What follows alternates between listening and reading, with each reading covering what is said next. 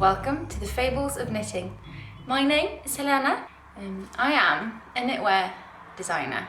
I make knitting patterns and I started doing that a bit over a year ago. I now have 19 published knitting patterns and 20 next week. I've got one planned for next Thursday. And I love it so much. It wasn't a planned thing.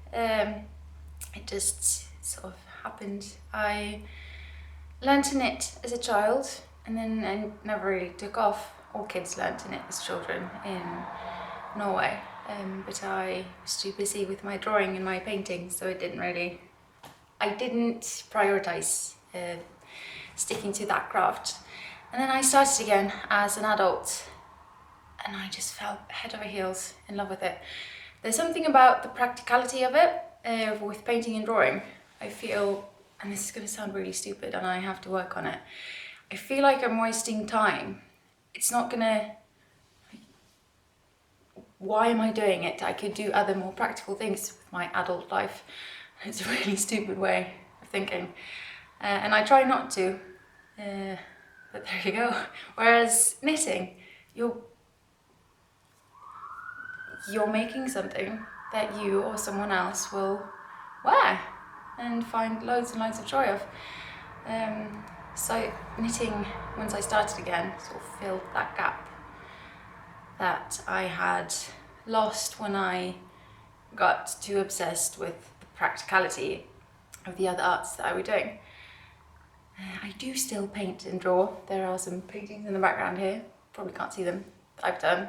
But that was a practical thing. We needed something in the apartment, so I started painting. So I can do it if I can sort of convince myself that we need it.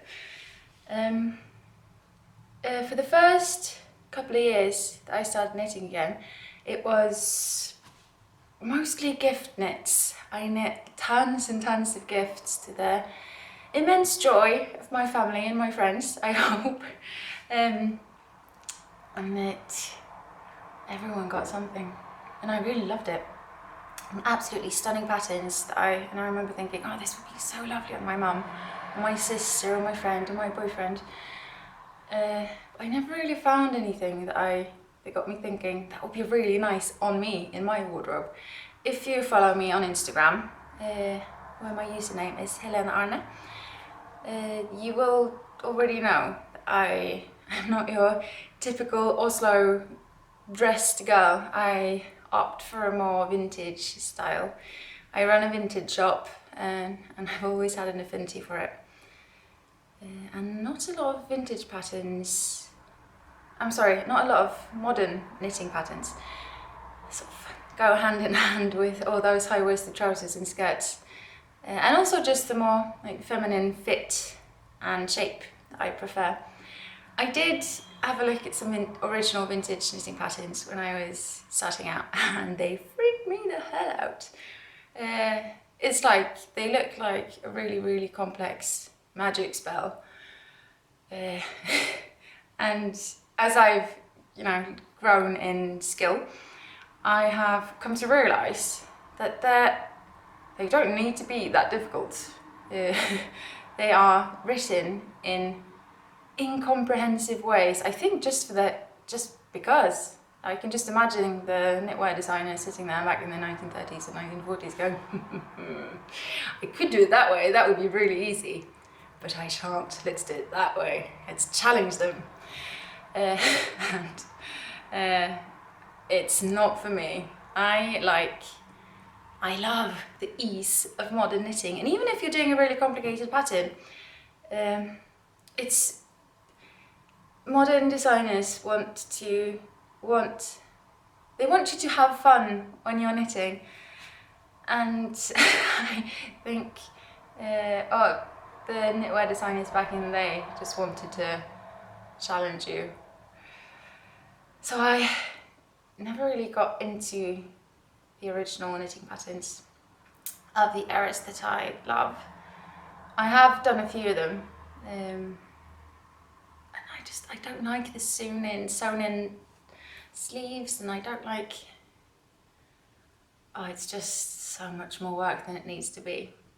So once I felt confident and secure enough in my skills and my understanding of what all the stitches do, if I do this, this will happen, if just technical understanding, and enough of it to make me secure in starting to experiment and creating stuff on my own. I started doing that about a year and a half, 2 years ago now, and just went off the grid until, when was it? Last autumn, I had what would later become my first knitting pattern. I didn't plan on publishing it. It was mostly due to requests on Instagram, where other people expressed their interest in the patterns as well. So I started writing them down. And the first knitting pattern that I published was December 7th, 2017, and it was the Forest Berry jacket. I figured with these videos that it would be a medium to share some of the behind the scenes, some more behind the scenes, and some of my thoughts and what I knit, and just allow everyone to welcome everyone in to my process, because a lot of people were requesting that over on Instagram, and I think this would be the best medium to do it. Henceforth, I want to introduce my patterns and my collections. In the beginning, I just published single patterns, and then this spring I got the idea of doing collections instead. So this autumn I published my first collection, which consisted of 4 knitting patterns, all sort of tied together by just the design concept. After that, I went back to my first patterns, and I sorted them into collections of their own, even though they weren't originally published that way. I'm currently working on a Christmas collection, which is called the Yuletide collection. There are 4 patterns, and 3 of them have already been published. The next one, as I mentioned, will be published next Thursday, and then that will be all done. And I probably should start with that collection as it's now Christmas, but I want to show them all together, and I've not even previewed the last item yet, so that will be the next time. So I figured I would start with the Hallows collections, which was my first true collection, which was published this autumn. I think it was through October. Oh my god, I'm not really sure. And it was one pattern published once a week for 4 weeks, and the reception was amazing. If anyone is watching this who has commented on them or purchased them or have knitted them or were my lovely test knitters, thank you so much. It really means a lot. This isn't a full-time gig for me. I wish, but it means so much to see that other people want to knit. It also feels the lack of variety in shapes and styles in modern knitwear. So my sort of thing is vintage shapes, vintage inspiration from the 40s and earlier. My favourite era is 1900 to 1930s, although knitwear wise the 30s and 40s are the most flattering shapes and will, in my opinion, fit absolutely any shape, size, age. I just think they're flattering on a size 0 and a double extra large. Everyone looks so gorgeous in them. And there seems to be a market for it. I'm not saying I'm the first person to do this. There are other absolutely brilliant modern designers who also do vintage inspired patterns. The only thing was, I just think I've I've always wanted to do my own and be a part of the design process. But other vintage knitwear designers to check out are definitely Susie Crawford. She's like, just, yeah, she is brilliant, absolutely brilliant. She has beautiful, beautiful patterns. And when I was first starting out, I did look at those patterns, but I was too terrified of them. But there are some on my knit list that I can't wait to get started on. When it's difficult though, when you're working on your own stuff, there's never enough time to knit other people's stuff, which is a shame because there's so much lovely stuff out there. Another really brilliant knitwear designer that has sort of vintage feel, an old-fashioned Scandinavian feel to their designs is Maja Karlsson. She knit I think it's Maja's Manufacture on Instagram. She has a couple of really stunning cardigans, you know, with the puff sleeves and the high waist, with really lovely motifs on. And she is the queen of mittens. So I am by no means the first person to go down this lane, but I went down it anyway. Bear in mind, you don't have to dress vintage to wear these things. You can easily wear them just with a pair of jeans or over a dress, or literally with anything you want. I want them, they're not necessarily statement pieces. They are, in my opinion, a lot of vintage and vintage inspired items are quite timeless, which means you can style them any way you want, which is kind of the magic of it. Earl Grey with 2 sugars. Tiny, tiny dash of milk. Let's start with a look at the Hallows collection. I have these. These are my sketchbooks. I carry them with me at all times, and when I have an idea or I feel inspired, I will jot down just really quick sketches of the designs, or not even designs, but just thoughts and ideas that might later turn into designs. And I drew what would later become the Minerva cardigan, and I just had this instant knowledge or epiphany. This would be something Minerva McGonagall from Harry Potter would totally have in her wardrobe. I know, without a doubt. And so the idea came to do a Harry Potter inspired kind of collection of knitwear. And I didn't want to do the whole like big lions and H's on the front and striped yellow and red, because that's already been done. There's loads of lovely stuff out there for people who want to do more of a cosplay or an homage thing. I wanted designs that didn't really scream Harry Potter, and it didn't really matter if you even knew that the Hallows is a reference to Harry Potter. So like, if you know, you know, and you might see them, you might see the references of these characters in these designs, but it's not an overpowering like Harry Potter thing. And just to clarify, I am the biggest fan. I have a Harry Potter tattoo. It is of the Deathly Hallows, and it says always. And again, if you know, you know. But yes, so the Minerva cardigan was the first sort of design sketch that I did when I just knew what I wanted to do for the coming autumn. And so I started rummaging through this sketchbook, going, oh my god, oh yes, of course, that's Fleur, or of course that's Queenie.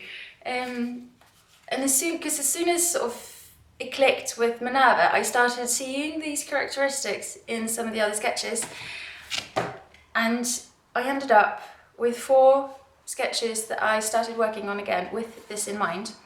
So there is the Minerva cardigan for Professor McGonagall, the Delacour cardigan for Fleur Delacour, and the Queenie Cardigan, which is from the Fantastic Beasts series. This was when she was all pink and warm. And there is the Rowena Jumper, which is incidentally, the one I'm wearing now. And I'll just take you through them. I guess I've shown you sort of the start of the process. When I pick out yarns for designs, not just for myself, but I mean, not when I'm not knitting them for myself. That's a big thing. I don't knit these designs for myself. I knit them for the designs. I knit them for the publication. So I'll choose colours not based on what I like or what I will wear, what fits into my wardrobe. I will pick them based on, will this colour bring out the feel and the look of this garment in the way that I want, which is really important, because it suiting me is not why I'm doing it. So the first one I did, it's even got a little Christmas brooch on at the minute, that wasn't intentional, was the Minerva cardigan. It of course has to be green, even though she's a Gryffindor.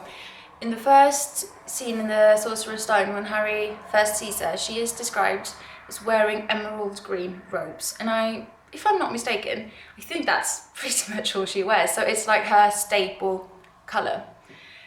So this colour from Pickles, Oslo, is a lovely, lovely forest, kind of emeraldy green. And of course it had to be her. Lucky for me, I like green, so I've opted to keep this. It is, the reason I thought about Minerva when I was sketching it was just the simplicity of it. It's really simple. It's almost a bit strict and structured, which is, you know, her best qualities. And it's really warm and cozy, which I also think she is. So it's really simple. It's form-fitting, but very slight and feminine puff shoulders, and knit from the bottom up, and it's knit back and forth in stockinette stitch. You then pick up the collar, which is ribbed, and the button band. So it's probably one of my simplest designs. I wanted something that was super easy, and this one also, because it's so, I don't want to say simple, but understated. I wanted something that would work with everyone's wardrobe, regardless of how you dress. This will work, you know, depending on the colour you choose, with everything, in my opinion, very humble opinion. Also, look at these buttons. Are they not just the most gorgeous buttons? I don't know if my camera's picking this up. No idea. Anyway, they are from the best button store in Norway, which is called Knappebua, which happens to be in Bergen. As I mentioned, I'm from Oslo. Bergen is like a 7-hour drive away, the other side of the country. Lucky for me, my in-laws live in Bergen, and my boyfriend is from Bergen, and his sisters live in Bergen. So whenever we go to see them, I have to go there, and I'll spend all my money on buttons and like stack up for the next time that I'll be there. And incidentally, I also harass them and make them bring me buttons. I think they're okay with it. They like me, so they do this for me, and I don't feel bad. Buttons are important in my life. Last Christmas, that was what I wanted for Christmas from my in-laws. They asked me, what do you want? Buttons. Get me all the buttons, please, from that place. And I did. I got a box full of really just stunning buttons. These were amongst them. So my mother-in-law has really great button taste. Yes, this is this. And it was the first one that I knit. It was also, unless I'm mistaken, the first one that I published in the collection this autumn. And I think one of the most purchased from that collection. I love seeing all the hashtags when you knit them and the colours you choose. There's been a lot of green, which I totally understand. I chose green. I think it is the right colour for this cardigan. But there was also one really, really stunning rust-coloured one that made me really want to do that. So please, if you knit these designs or any of my designs, remember to use the hashtags on Instagram so that I can go and stalk them. I am really nosy. I love seeing what you do with them, the colours you choose and any adjustments that you make. It makes my day. The next one that I did was the Delacour Cardigan. Sorry for slaughtering that pronunciation if you're French. The thing with this is I knit it in this, I wanted a colour that was an homage to Fleur's French Beauxbatons heritage. In the movies and in the books, they are described as wearing these really lovely sky periwinkle blue robes. Pickles do have a colour in that shade, like a really lovely sky blue. But I just, by the way, both of these are knit in Pickles pure wool. But yes, they have a colour that is really similar to the Beauxbatons robes. I just felt it was a bit young, and when I sort of delicated this cardigan to Fleur, it was more of a mature Fleur. Fleur when she's moved to Shell Cottage with Bill, and when she wants him as a werewolf. And I wanted a colour that was a bit more mature and grown up. So I opted for a really, really stunning sort of seafoam bluish green. And it's, oh my goodness, I love that colour. The thing is, I gifted the cardigan to my sister. I knit it, sometimes when I design, unless I'm very sure of the yardage that I need, I usually knit it small for myself. I opted to knit it in a medium because I was unsure of the yardage. So I bought, if I knit medium, it's easier to calculate how much yardage is needed for the smaller and the larger sizes, as it's the perfect middle ground. And then I can, accurately tell my test knitters how much yarn to get. So I knitted this in a medium, which was too big for me. So when my sister came to visit, I managed to coax her into wearing it for some pictures, and it was so stunning on her. She's slightly more curvy than I am, and it was just perfect. And the colour is stunning. I've got blue eyes, and hers is a bit green, and it was made for her. So she sort of hinted that she wanted it for Christmas, early Christmas. This was in, I don't know, October, November. So yeah, October. So she got it as an early Christmas present on the day of the photo shoot that we had, simply because she suited it in a way that I never would. I'll see if I can pop in a picture. Everyone does it, so how hard can it be? I say slightly arrogantly. But hopefully I will be able to do that. Let me see. I did, however, as I'd given mine away, or not mine, but the design away to her, I had to have one for myself. So I went to Pickles and I had a look at the yarns, which one I was going to get. And I fell not for a pure wool, but a merino tweed. The lovely thing with those yarns is if you have a pattern that says merino tweed or pure wool, it doesn't really matter which one you get because they knit up the same way, like pretty much. So this was in the middle of like gorgeous, gorgeous golden autumn. So I went for this lovely, lovely merino tweed in like a burnt orange shade of the merino tweed. I think it's called bronze, the colour. It's got speckles in yellow and like deep red and green. This cardigan, just imagine it's the lovely seafoam one and not this autumnal one, which is more like if Claire was forced to live at the bureau for too long. It's got slightly billowy bishop sleeves that sort of gather at the wrist, and a deep square neckline. Square necklines are the most underrated necklines you can get. Everyone looks stunning in them. And it's quite a feminine and elegant neckline, in my opinion. Yes, this is it. I felt like Fleur, she's a bit more, like in comparison to the Minerva, she's a bit more feminine, and she is very secure in herself. She is a strong-willed woman. I'm not saying that Minerva's not, but in a very different way. So I wanted it to be sort of elegant and sophisticated, but also understated, so not a statement piece in that sense either. Also, these buttons are also from my mother-in-law's Christmas present last year. They are deep red, almost. They're not purple, but they're like a plum red without the purple. Velvet coloured. I don't know how my camera's doing this. Velvet covered buttons, and I love them. They remind me a bit of the circus, which I don't know why. So this has sort of become my autumnal circus cardigan.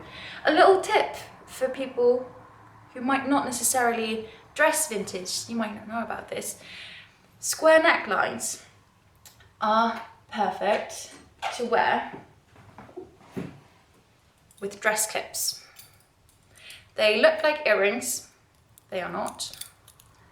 If you put these in your ears, you will start bleeding. They are very sharp. These are pointy, but yeah, they are really sharp. They are made to wear on clothing, not your ears. Pop them in at the, there, I don't know what you call that. They were very popular in the 30s and 40s. So if you search Etsy, just vintage dress clips or the era you prefer, there are some seriously stunning ones. And there you go, it's like a little necklace. I love them. These are my autumnal 1940s ones. I've also got a pair that have little brass twirly bits with a diamond paste flower. They're a bit more dressed up. That's a little tip for your square necklines. So the third design that ended up as a Hallows collection design was the Queenie Cardigan. I already had a sketch of a peplum jacket in my sketchbook, and as soon as the Minerva cardigan sort of clicked of course it's Minerva McGonagall, this also slid into place. I knew that it had to be pink and it had to be Queenie. The only other option from the original series would have been Rita Skeeter, and no way! Queenie Goldstein is not a part of the original series. She is introduced through Fantastic Beasts and Where to Find Them. Just a bit off topic. I quite like the first film. Could not stand the second film. So Queenie in this reference is the first film, when she is warm and loving and kind and pink. Like I said previously, this pink was chosen for the cardigan. It was not chosen for me. I love pink, but being as pale and as blonde as I currently am, I only suit certain shades of pink. They have to be dusty. I love a dusty pink, I have loads of it. I cannot do bright pinks. I look like a Barbie, and not in a good way. Oh, maybe it is a good way, I don't know, I just don't like it that way. It's not my thing. So I ended up not keeping it, so I don't actually have it to show you. I will pop in pictures if I can figure out how to do it. I assume I will. But this is the sketch of it. It was knit in Pickled Pure Wool, colour Magnolia, I think, which is a gorgeous sort of shattered pink and white. It's pink, but it's got like just hints of white and cream in it.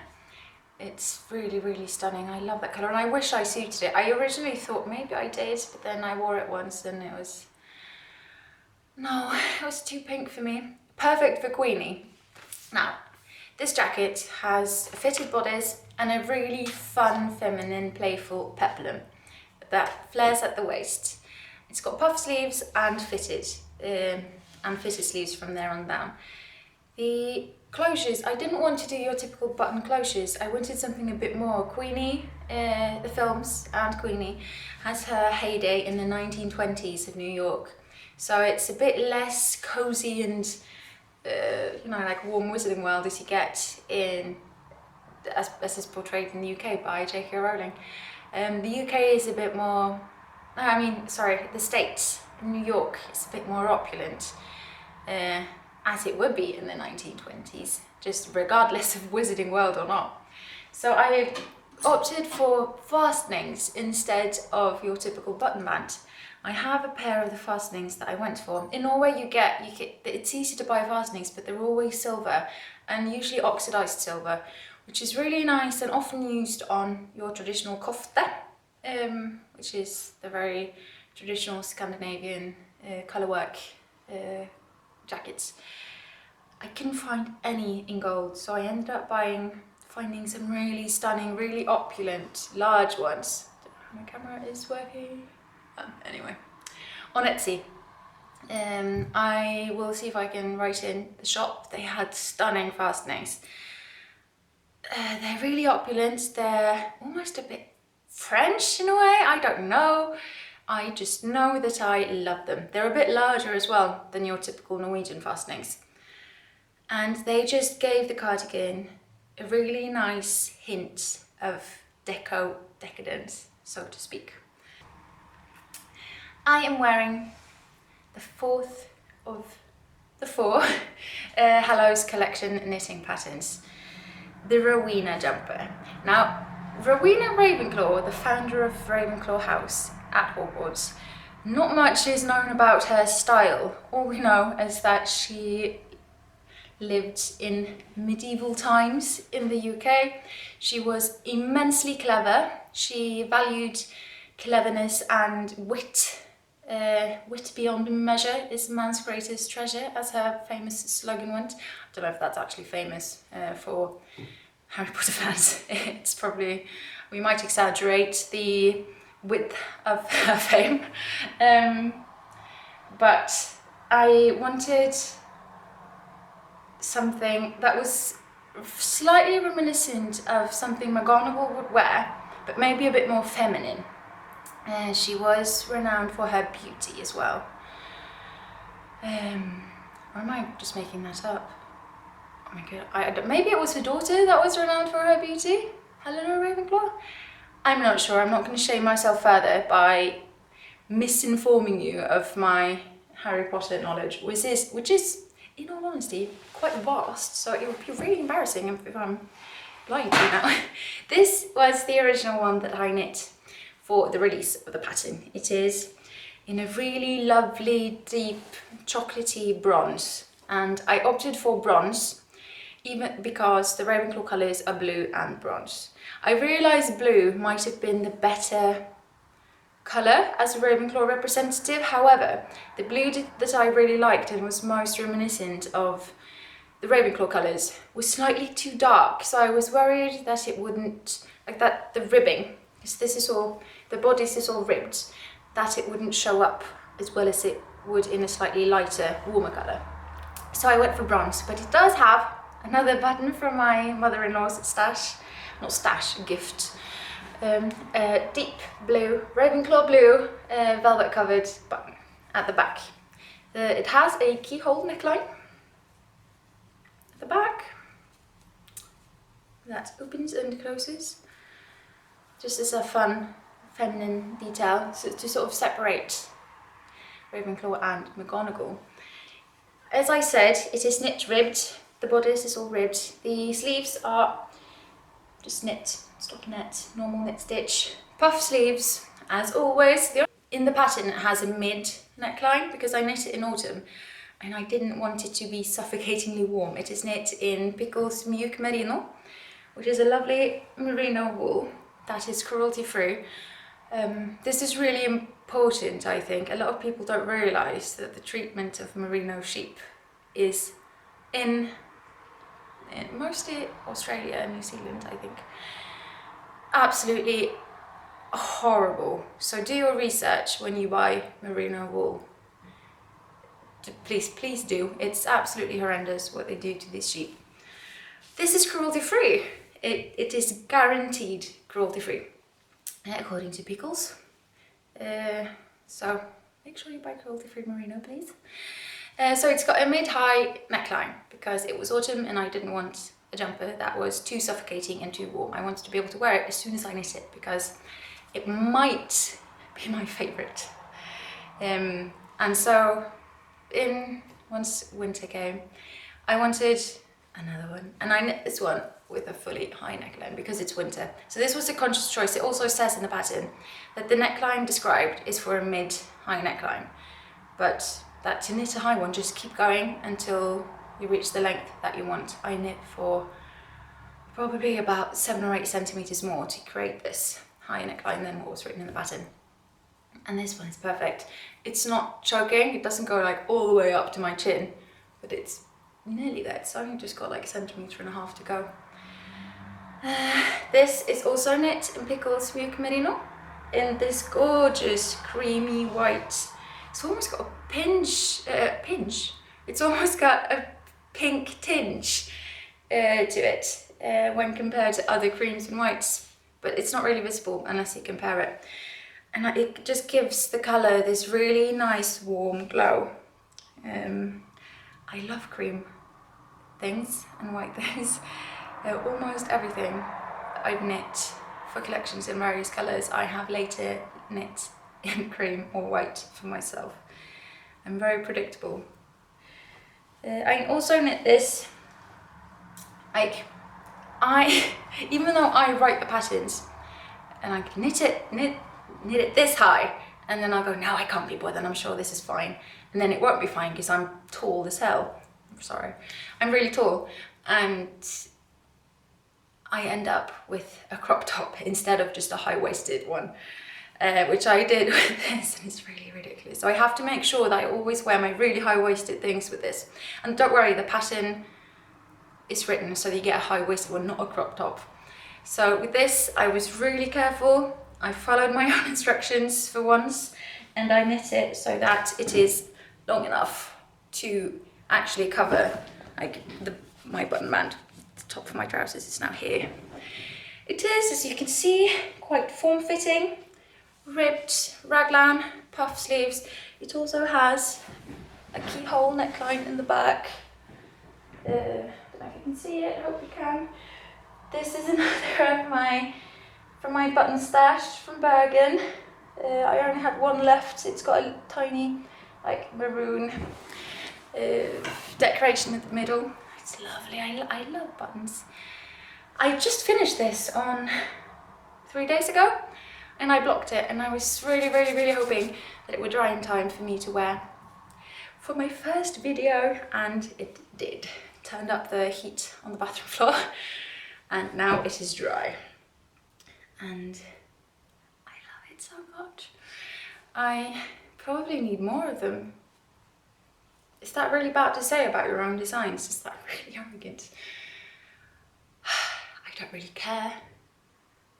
I guess it's a good sign that I am happy with what I publish. Yes, let's say it is. I'm very happy with the collection. I'm very happy with the concept of the collection. I think the inspiration from these strong female witches is palpable if you know your Harry Potter, but it's not overpowering. So they're still wearable designs if Harry Potter is not your thing. Like, you could literally just be an old jumper.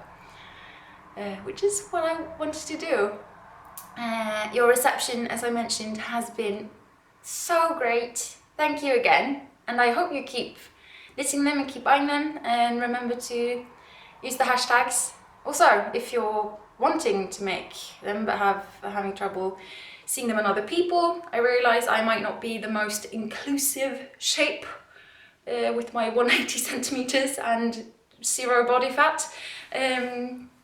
But I promise they will look lovely on taller and shorter and slimmer and more voluptuous ladies than myself. So have a look at the hashtags to see other people's knits and versions, both in regards to shape and in regards to colour. And like I said, the rust coloured, I only just realised, like, do I really need a rust coloured Minerva cardigan? Probably not. Yeah, I don't. Maybe I need a white one. Or like a red, deep red.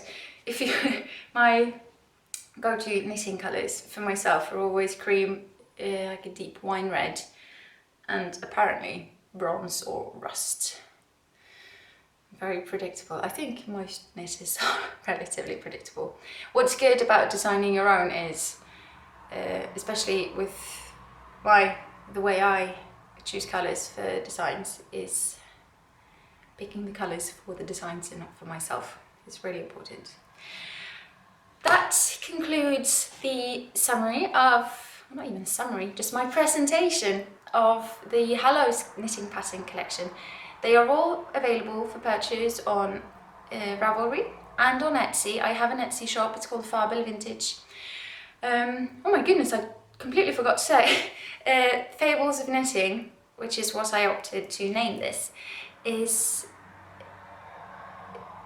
named so because my knitwear design is named under Fabel Knitwear by Helene Arnesen. The reason I went for Fabel is that I also have my own vintage shop, which is called Fabel Vintage. So I wanted to tie the two together and not mess around with 3,000 different brand names. The spelling of Fabel is Norwegian. It is a conscious choice to not write it in English. So if you were worried or wanting to comment that I had messed up and should fix my grammar. So yes, that was the reason for the name. I probably should have said this in the beginning. If this has been awkward or uninteresting, then I apologise. It has been a stretch out of my comfort zone, but also quite fun. So I hope I've not bored you to death and that you found this interesting, or maybe, I don't know, I just hope you like it. If you have any questions, or if you have any comments on the patterns, or if you have any comments on things I should mention or things you want to know when I introduce my other collections and my other patterns, just comment either here or on Instagram.